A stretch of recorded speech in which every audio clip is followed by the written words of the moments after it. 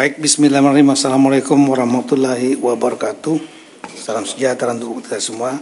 Bapak Ibu sekalian, kami langsung saja menjelaskan mengenai masalah status 4 pulau di Kabupaten Aceh Singkil dan tadinya Kabupaten Tapal Tengah, yaitu Pulau Panjang, Pulau Lipan, Pulau Mangkir Gadang, Pulau Mangkir Ketek. Mungkin yang menjadi isu awal adalah adanya keputusan Mendagri tentang kode wilayah dan administrasi pulau-pulau. Nah, ini Bapak Ibu sekalian, Kemendagri berdasarkan Undang-Undang Nomor 23 Tahun 2014 tentang pemerintahan daerah itu memberikan tugas atau mandat kepada Mendagri di pasal 401 tentang penegakan batas cakupan wilayah luas satu daerah ditetapkan dengan peraturan Mendagri. Kemudian penegasan batas termasuk cakupan wilayah dan penentuan luas dilakukan berdasarkan perhitungan teknis dibuat oleh lembaga yang membidangi informasi geospasial, jadi namanya BIG. Kemudian setelah itu dibuatlah peraturan Mendagri pada tahun 2021, 13 Desember 2021 tentang tata cara pengkodean administrasi wilayah dan pulau-pulau. Sehingga akhirnya ini selain berguna untuk administrasi pemerintahan, pembentukan tata ruang, batas wilayah itu sangat penting. Kemudian juga untuk penyusunan APBD dan isu-isu lain yang perlu diselesaikan, penghitungan APBN, DAU, DAK dan lain-lain. Nah, kemudian kita juga memiliki kepentingan eksternal, yaitu kita mendaftarkan atau menyampaikan tentang kondisi rupa bumi dan pulau-pulau se-Indonesia. Ini penting bagi kita supaya kita sudah kita sampaikan dan daftarkan, otomatis kita sudah melakukan klaim kepada dunia. Sehingga kalau ada pihak-pihak negara lain yang melakukan klaim, kita sudah mendaftarkan duluan. Kemudian masalah pemutakhiran kode ini sangat penting di samping administrasi wilayah dan untuk eksternal. Juga kita tahu bahwa dinamika kita sebagai negara kepulauan itu dinamikanya sangat dinamis ya. Ada nanti pulau itu tidak selalu konstan sama dari tahun ke tahun. Ada pulau-pulau yang bertambah misalnya, atau ada pulau-pulau yang tenggelam. Nah, itu perlu kita atur juga. Seperti mungkin bisa disampaikan di slide berikut. Kita punya misalnya 38 provinsi saat ini, 34 menjadi 38, itu perubahan. Kabupaten juga berubah, kemudian kota, kecamatan, khusus pulau, kita ambil yang paling bawah, 2022 ada 16.722, kemudian ada pulau-pulau baru, kemudian di tahun 2022 ada 17.000 lebih, sekarang yang tercatat di kita adalah 17.380. Nah, ini kan perlu diberikan kode dan kemudian administrasi wilayahnya sekaligus kita sampaikan kepada United Nations. Itu ada bagian khusus di UN itu ya. Namanya United Nations Conference on Standardization of Geographical Names atau namanya UNCSGN gitu. Nah, jadi CAP ini yang halaman 5, CAP Mendagri yang tahun 2005 bulan April, 25 April 2005, ini sebetulnya merupakan reproduksi atau pengulangan dari tahun 22. Yaitu ada 9 November dan 14 Februari. 14 Februari kemudian diperbaiki 9 November karena adanya pemekaran wilayah di Papua. Ya, seperti Papua Barat, pulaunya otomatis berubah, ada yang masuk Papua Barat, ada masuk Papua Barat Daya. Nah, itulah pentingnya untuk pengkodean dalam rangka administrasi wilayah tersebut.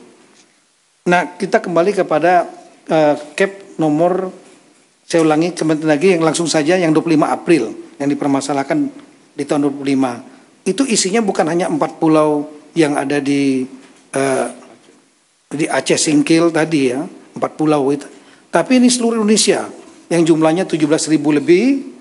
Itu sebagaimana, coba lihat CAP-nya, CAP Mendagri-nya. Itu jumlahnya kami ya gambar saja lah, halaman 7. Itu contohnya misalnya dari Aceh sampai dengan Papua, jumlahnya itu lebih kurang sampai dengan halaman terakhir itu jumlahnya 4.428 halaman. Jadi Cap Mendagri-nya 2 halaman, lampirannya 4.428 halaman. Seluruh Indonesia, 17.000 lebih pulau. Kira-kira demikian. Namun kemudian di dalam Cap itu 4 pulau yang sekarang kita polemikkan itu masuk ke dalam cakupan wilayah Sumatera Utara. Nah, kenapa demikian? Karena ada beberapa rapat pada sebelumnya, di masa-masa sebelumnya, di waktu sebelumnya. Sekali lagi, Cap ini mengulangi Cap di tahun 2022, yaitu adanya rapat tentang antar instansi. Di kita ada namanya tim pembakuan rupa bumi, di antaranya Kemendagri menurut aturan sebagai lead agency. Kemudian di situ ada Badan Informasi Geospasial, ada LAPAN, kemudian ada BRIN ya, LIPI dulu, kemudian juga ada Kementerian KKP, Direktorat Topografi Angkatan Darat, Pusat Hidros TNI Angkatan Laut, kemudian juga ada yang dari kementerian yang lain, ditambah lagi dengan dari pemerintah daerah. Nah, itu pernah melakukan rapat pada tahun 2017 ya, udah lama sekali ya, yang intinya berdasarkan data-data masukan yang ada, sehingga akhirnya tim ini menganggap 4 wilayah ini masuk cakupan Sumatera Utara. Dasarnya adalah di tahun 2009, di tahun 2008 pernah dilakukan verifikasi pulau-pulau di antaranya seluruh Indonesia, di antaranya di Aceh, untuk Aceh dan juga untuk Sumatera Utara.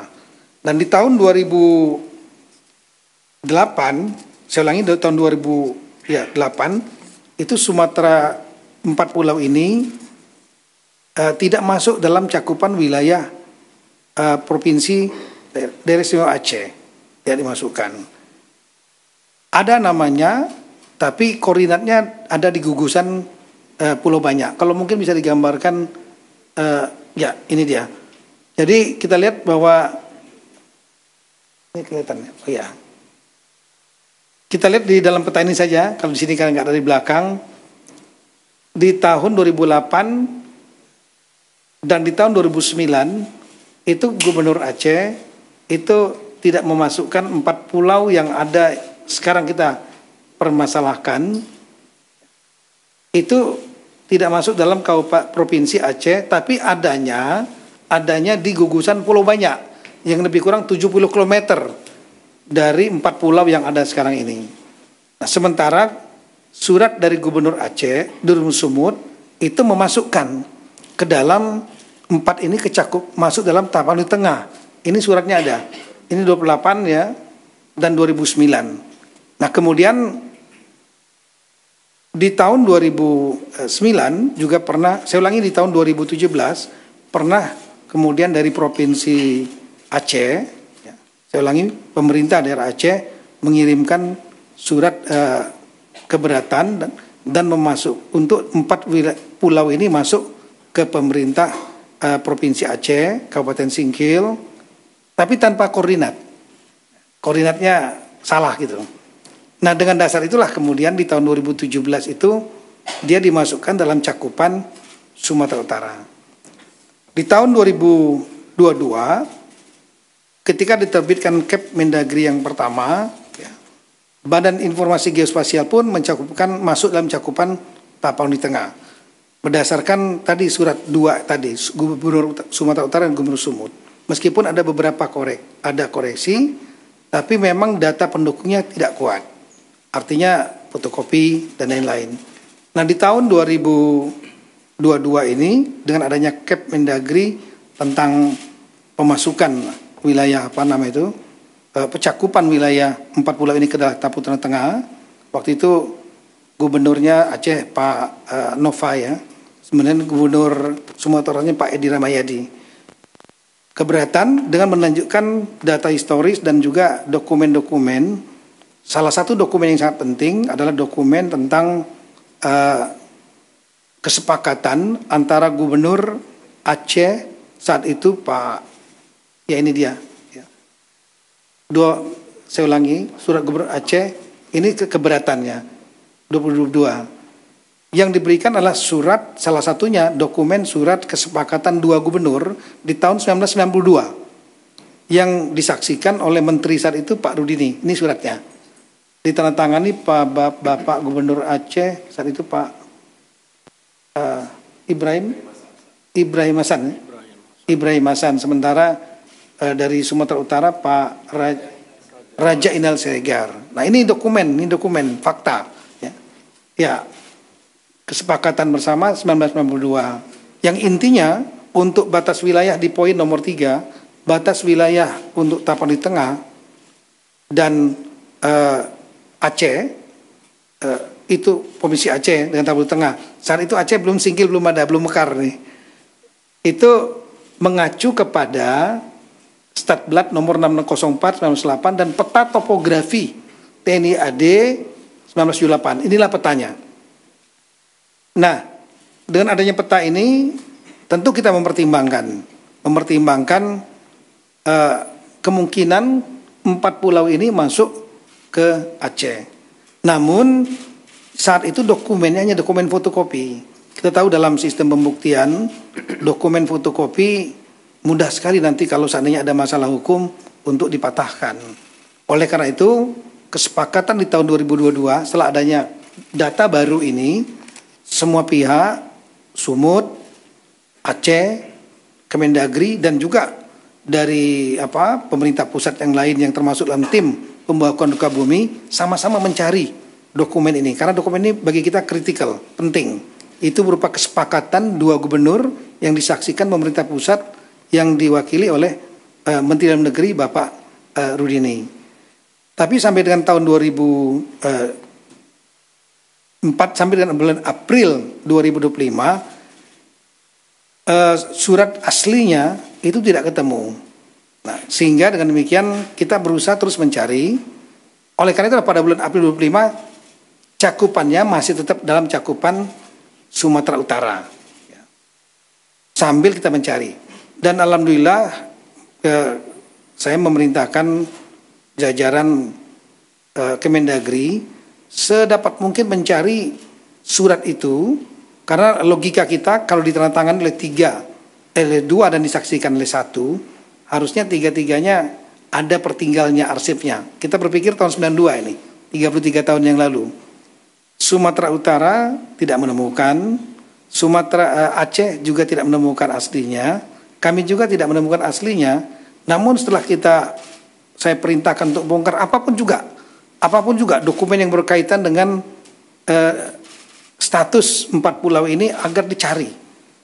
Alhamdulillah kemarin dipimpin langsung oleh Pak Sekjen Pak Tomsi, didampingi Pak Dirjen Agri Pak Safrizal, itu kita punya pusat arsip di Pondok Kelapa Jakarta Timur itu ada 3 gedung, dibongkar dokumen asli yang kesepakatan 2 gubernur tersebut yang disaksikan Pak Rudi ini nggak ketemu.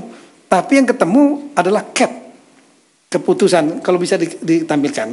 Nah inilah dokumen yang menurut kami sangat penting, yaitu Mendagri nomor 111 tahun 1992. Ini tanggalnya adalah 24 November 1992. Di sini nggak ada tanggalnya, tapi di dalam lampiran saya ulangi ada satu kertas yang di situ menunjukkan bahwa ini dokumen yang masih warna kuning nih. Ya. Lama sekali. Ya. Makanya saya buatkan berita acara. Saya sampaikan yang menemukan agar buat berita acara. Dan berita acara sudah kita sampaikan. Karena ini dokumen peristiwa penting yang harus didokumentasikan. Dan mereka yang menemukan bisa menjadi saksi. Ya. Bukan diada-adakan misalnya. Dan ini tertanggalnya surat di sini tertanggal 21/11/92 di arsipnya sini. Ya. Dokumen ini kenapa penting? Dokumen ini menunjukkan bahwa adanya semacam pengakuan, mengendorse bahwa kesepakatan antara dua gubernur di tahun 1992 itu yang fotokopi tadi benar adanya. Jadi menjadi legalisasi bahwa kesepakatan itu terjadi. Nah, ada poin yang sangat penting sekali dalam poin itu, dalam Kep Mendagri maupun kesepakatan itu. Dalam kesepakatan dua gubernur tersebut disampaikan batas wilayah, ada 4 poin batas wilayah. Kalau mungkin bisa ditunjukkan yang kesepakatan dua gubernur yang tadi. Di poin yang nomor 3 disebutkan ya, diantaranya mengacu kepada batas wilayah Sumatera Utara dan Provinsi Sumatera Utara dan Aceh itu mempedomani kedua belah pihak disaksikan oleh Menteri Dalam Negeri mempedomani peta topografi TNI AD 1978. Nah, kita cari, kita buka petanya yang mana? Lihat petanya, inilah petanya. Peta topografi TNI AD tahun 1978. Kalau kita melihat di situ ada titik-titik garis di darat dan di lautnya. Yang menarik adalah di lautnya ada garis sendiri, titik-titik. Tolong dilihat ya. Dan ini menjadi dasar bagi kita bahwa 4 pulau yang dimaksud, pulau paling atas ya, Mangkir Besar, Gadang namanya, Mangkir Kecil, Ketek. Kemudian yang tengah Pulau Lipan, yang paling putih itu paling besar namanya Pulau Panjang. Itu tidak masuk wilayah Sumatera Utara, tapi masuknya adalah Aceh. Nah, kalau kita lihat lagi lebih detail lagi, coba lihat petanya yang kita zoom. Nah, ini peta aslinya yang menjadi lampiran kesepakatan antara dua gubernur. Yang sebelah kiri. Kalau gini nggak begitu terlihat ini. Kemudian di dalam Kep Mendagri juga disebutkan ini. Nah, kita coba zoom di sebelah kanan, kita sangat terlihat jelas. Jadi Singkil waktu itu masih kecamatan Singkil. Tapon di tengah sudah menjadi kabupaten. Itu yang warna merah itu kami yang melingkari untuk supaya kita bisa melihat dengan jelas. Nah, di situ terlihat ada titik-titik, ada pulau 1, 2, 3, 4 di lautnya. 4 pulau itu di luar titik-titik batasnya Sumatera Utara. Artinya saat itu kesepakatan 4 pulau ini adalah masuk di wilayahnya Kabupaten Aceh Singkil, belum Kabupaten Aceh Singkil, masuk provinsi saya ulangi, pemerintah Aceh yang sekarang. Nah, kira-kira itulah, dengan dasar ini maka kami mengajukan 4 saran. Yang pertama, sebaiknya untuk Gubernur Aceh dan Sumatera Utara mendasarkan data-data yang ada, lebih baik disarankan melakukan kesepakatan kembali khusus 4 pulau ini, supaya tidak menjadi polemik dan menjadi kejelasan di masa mendatang. Kemudian ketika beliau berdua sudah bersepakat sebagai kepala pemerintahan dua daerah ini, maka Mendagri akan melakukan revisi Kep Mendagri nomor 300 dan seterusnya. Kami masukkan 4 pulau itu ke dalam cakupan Kabupaten Aceh Singkil, Aceh.